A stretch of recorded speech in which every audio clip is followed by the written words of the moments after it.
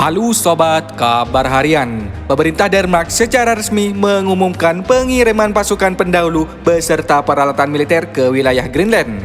Langkah ini disebut sebagai bagian dari peningkatan kesiapsiagaan strategis Arktik. Meski jumlah warga Greenland justru mengira negara induknya sedang salah musim dan berniat liburan dadakan ke daerah bersalju abadi.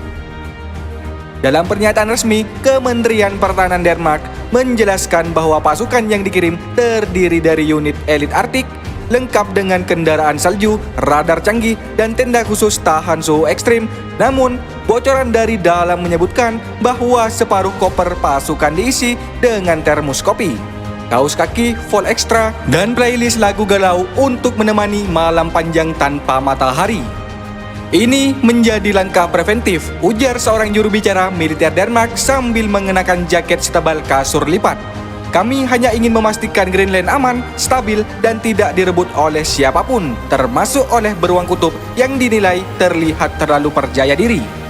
Setibanya di Greenland, pasukan pendahulu langsung disambut angin dingin yang menusuk tulang, es sejauh mata memandang, serta beberapa warga lokal yang bertanya apakah tentara Denmark itu tersesat karena Google Maps yang sedang error. Saya kira mereka kru film dokumenter Netflix, kata Hans, warga Nak, sambil menunjuk tank salju yang berhenti di dekat toko souvenir. Soalnya biasanya yang datang ke sini cuma peneliti, turis nekat, atau orang yang ingin menghilang dari dunia. Sementara itu, beberapa beruang kutub dilaporkan mengamati aktivitas militer dari kejauhan. Menurut ahli satwa, ekspresi mereka terlihat campuran antar bingung, curiga, dan sedikit tersinggung karena wilayah patroli mereka ini ramai manusia berseragam loreng. Peralatan militer yang dikirim disebut sangat modern, mulai dari drone pengintai hingga sistem komunikasi satelit. Namun, tantangan terbesar tetap sama seperti ratusan tahun yang lalu, dingin yang tidak masuk akal. Senjatanya canggih, tapi baterainya kalah sama suhu minus 30 derajat, ungkap seorang sumber internet militer. Belum lagi sarung tangan tebal bikin susah pegang apapun. Mau angkat senjata, malah kepencet kamera.